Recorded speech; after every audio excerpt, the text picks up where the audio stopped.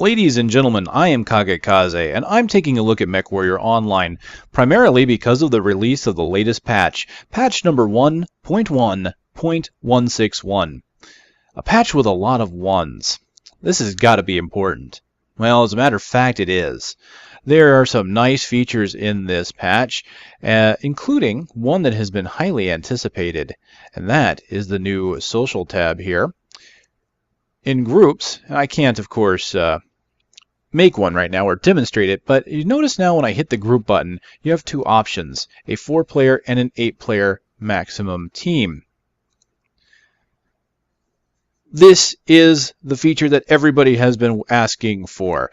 For a while now, you could only have 4-man teams and could only queue up that way. This was great for the pug environment, but if you wanted to try and make an organized team, you couldn't do that. You could only have those 4 people. Now you can have all 8 players. But of course, with this, 8 players are required. So the way the team up system works here in Mechwarrior Online, I'll go ahead and create that and you can see that how many players are required to launch. You can have anywhere from 1 to 4 players for a pug game. You can have 1, 2, 3, 4, doesn't matter, any number, and you can go ahead and launch without issue. With the 8-player teams, you cannot have less than 8. You can only launch once 8 people have been added to your team. This social change is something that has definitely been requested and I'm sure is a welcome sight for you outfits out there who've been wanting to get more organized. Now, before I move on to some of the bigger changes that have happened, I'll go over some of the smaller things that they put in now. One change is there is a damage resistant system upgrade. This only affects weapon doors. Now, I haven't covered that. I did miss a patch. I didn't go over all the details of that patch. They added weapon doors to 2 types of mechs that had missile bays. One of those is the catapult. As you can see in this catapult here, he's got 2 missile bays. With the doors closed, they automatically open when it fires, but you can now press a button to open them and keep them open. This allows you to fire a little quicker. And of course, when they're closed, you're supposed to get a little more protection. So that has been added in. A change to some ballistics. Autocannon projectiles have had their impact reduced a bit. They still rock you, just not as much. The only exception to this is the AC-20. One change that's really interesting to see that's not going to affect gameplay yet, but it will in the future. Jump jets now will show damage if the jump jets take critical damage on your mech, and I mean this visually. So if you're in a mech and you use your jump jets, an observer who sees you jump, if that jump jet is damaged, they will see sparks coming out of it. Now, this doesn't affect gameplay yet. They still haven't added in the ability for the jump jets on your mech to increase your propulsion. So in other words, having 1 jump jet on your mech is just as good as having 10. There's really no reason for it right now, but that will get added, and this is kind of a step in that direction. One interesting change here for those of you who like the gauze, you may want to pay heed to this one. The health of the gauze rifle has been set to 3 points, so you pretty much can only take 3 points of damage to your gauze before it gets destroyed. But that's not the only thing that you really need to be concerned about. The concern is that the chance that the destruction of a Gauss rifle will cause an explosion has been set to 90%. That is an insane percentage. So if your Gauss rifle gets destroyed, it's probably going to blow. So Gauss builds, be careful. Alright, well, now that we've gone over those, let's take a look at what's waiting us in the mech lab. You can kind of see it already here on the main screen. They've added a new hero mech. We're going to go in that now. So aside from the Yinlo Wang, you have the Ilya Muramets. This is a cataphract with 2 medium lasers, a small laser, 2 AC-5s, and an AC-10. This one's a little expensive at 5,250 Mechwarrior credits. You cannot buy this with C-bills, and this mech, just like the Yinlo Wang, comes with a 30% increase to your C-bill generation while you're piloting it, and that is for the lifetime of the mech. You will not lose that. So not only have they added a new mech, they've added some new items here in the cockpit. I didn't cover the patch that added this, but they have finally opened up the features that you can put things into your mech to customize it. But now there's some Christmas-themed items, including this Santa Atlas, the mech snowman. I believe that's an awesome inside of that snowman. There's a Christmas tree, a lump of coal if you've been naughty, some gift boxes, and the Christmas Commando Elf. Fantastic. So not only do you have these standing ones, but we've got the hanging items. You can actually hang up Christmas lights. That is very tempting to get, just to see string of lights there in your cockpit. That is hilarious. And of course they've got a wreath that you can hang on the side along with the banners you can have for each house. So a lot of little customization options there. Very nice to see them kind of get in the festive mood. These are, of course, items, again, that you can only buy with Mechwarrior credits because they are cosmetic, and that's where they're going to generate the income for this game. So now that we've gone over that, let's talk about the other thing. That one thing that's been added in this patch that is a major game changer. This major game changer comes in the form of electronic countermeasures, or ECM. Only certain mechs can have ECM. Right now it's limited to the Commando COM 2D, and as you can see, it is not default equipment for this mech, but it can be purchased into it. The Raven RVN-3L, which does come with not only the Guardian ECM, but the Beagle Active Probe as default. I did not go over the Beagle Active Probe patch. That increases sensor range and allows you to keep a lock on enemies that are around you, and about 180 meters, I believe, is the distance. If an enemy mech moves behind you, typically you lose the lock. Now you won't. So this mech is very much a electronic warfare mech, designed around using the ECM and its probe to see enemies easier and to keep them from seeing him. So definitely a stealthy build there. Also added to the list of mechs that can use ECM is the Cicada CDA-3M. Again, not having it as default equipment. And lastly, the Atlas AS7D-DC. And again, not having it as standard equipment. So far only one mech has been given the Guardian ECM as standard equipment, but these other three mechs can use it as well.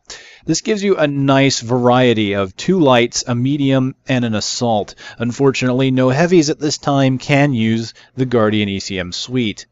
This was done due to the power of the ECM. They didn't want too many mechs to be able to equip this. Now down the line, they may add more mechs that can use it, and they will be adding additional mechs to the roster, so you will see more mechs with the Guardian ECM capability. So why is it so limited, and why is it considered so powerful? Well, the Guardian ECM comes with 2 modes of play: counter mode and disruption mode. Disruption mode is the default mode for the Guardian ECM suite. This creates a bubble of 180 meters around your mech that cloaks you and every ally around you. Inside of this bubble, you'll be undetectable by enemy sensors until you get within 200 meters of that mech. A very small bubble indeed. Typical detection radius on a mech for the radar is 800 meters. With a Beagle Active Probe, this is increased to over 1,000 meters. With a Guardian ECM, you are completely immune to the effects of a Beagle Active Probe. They will not get additional detection range outside of that 200 meters, so they will be just as blind as a mech without it. This system is designed to be a counter to the Beagle Active Probe. It is also a counter to Streak SRMs. So not only are you and your allies undetectable for quite a range, but enemies that can see you, now keep this in mind because it may sound overpowered there, but the truth of the matter is you can still be detected with line of sight. This cloaking only occurs for sensor ranges. Normally, if you get within 800 meters, an enemy can see you on their mini-map at the center of their mech. With this, they won't see you, but if they have line of sight, they can still lock onto you and get targeting data on you. However, within your sphere of influence, you will slow down weapons lock by 25%, so it will take longer for enemies to get a missile lock on you. This is especially useful for, say, the Atlas that has the Guardian on him, as he's a slow mover. Typically, they are very easy to hit with LRMs. They now have more of a chance to get behind cover with this. Info gathering is also reduced by 25%, so an enemy won't know what you are or what you have equipped for a lot longer. Any friendly within this sphere of influence is also immune to the effects of the Narc beacon. You are not immune to the target acquisition gear, or tag. If an enemy targets you with a tag outside of your sphere of influence, they will still get that benefit against you. But the ECM does disrupt the newly added Artemis 4 missile system. That's another thing I didn't go over when that came out. The Artemis 4 system is a built-in system for missiles to make them have a tighter cone. They have less spread and will typically hit the upper torso or upper area of a mech a little easier. So with ECM, you are now countering the Artemis system. The effects of ECM go beyond just keeping yourself detected. It's an excellent system for flanking enemy maneuvers. But once you get into range of enemy mechs and you get them in that sphere of influence, as I was talking about, the sphere of influence protects friendlies, but it also disrupts enemies. When you've got an enemy mech in your sphere of influence, they will start losing their radar visuals. It'll start to flicker. Also, any communications between a mech and his allies is completely disrupted. Now, we're not talking about the chat room, we're not talking about the voice over IP, those are still available. But mechs on the battlefield typically talk to each other about targeting data. If I target a mech and lock onto him, and you get that with the brackets, you hit the R key, you lock onto him, that information is now being fed to my team. If my team didn't have line of sight on that mech, they wouldn't know he's there. Once I lock onto him, they now start seeing those red triangles on the battlefield that say, hey, there's a mech here. If an enemy with ECM gets in range of me while I'm doing that, I no longer feed that information to my team, so if no one else sees him, they don't know he's there. This also causes a problem that you will disappear on your ally's battle map. If an enemy within ECM is near you, you'll go just completely dark. And so in organized team play, this may not be a big deal, but in pug play, if friendlies don't know you're there, they may not know to come to help you. Enemies within the sphere of influence for the ECM also completely lose the ability to lock on with missiles. So a tactic that can be used with the ECM is for a scout mech to move up to a missile boat and just completely disrupt them. LRMs cannot lock on. Even though they're not locking on to the target with ECM, that ECM will completely disrupt it. This also counters streak SRMs. Now, because this system also disables targeting data, if an enemy is using a tag laser and they're within an ECM of an enemy, that tag laser will not be feeding targeting information either. So tags can be used against enemies with ECM outside of that 180 meters, but once you get inside of it, the tag is no longer operational because your targeting data is not being fed to your team. Now, it might sound like it may even be overpowered, right? You could be thinking, well, no wonder they limit it, but why would no one want to have these mechs? Why would they want to go out in anything else? Well, there's a counter to these, and so you can kind of build your team around either having or countering ECM. The counter to ECM is another ECM. I talked about it having two modes. It has a counter mode. When you turn on counter mode, you lose all the benefits of having an ECM in your mech. However, you now counter any ECM around you in that 180 sphere. This only occurs on a one-to-one basis. Let me use an example. Let's say you have an allied missile boat, and he's an LRM boat. He's trying to hit the enemy at range, and a scout has just come up on him. Two of them, let's say, two light mechs just suddenly come up on your missile boat. They both have ECM. He now loses the ability to use his LRMs. If he doesn't have any other weapons, he's kind of dead in the water, so you move in to assist. If you have an ECM in counter mode, you have countered one of those two light mechs, but the other one is still active. This means that your missile boat still cannot fire. You need a second player with an ECM in counter mode to counter two ECMs. Now this means that any mechs that can use ECM can be a SSRM build because they can put their ECMs in counter mode and don't have to worry about their SSRMs being disrupted. There's quite a few tactics that can be used here. We've entered the digital warfare age of Mechwarrior Online at this point. You now have active probes, which can let you see targets a bit further out. We now have ECM, which counters that, allows you to disrupt missile boats. We also are seeing now that gauze rifles are a little more dangerous to use if the location is destroyed or if that gauze rifle takes critical damage. A lot of changes happening here, and eventually we're going to see where jump jets will have more propulsion based on how many more you have. So there's a lot of great things happening here in the world of Mechwarrior Online. I look forward to seeing what other systems and mechs they add in.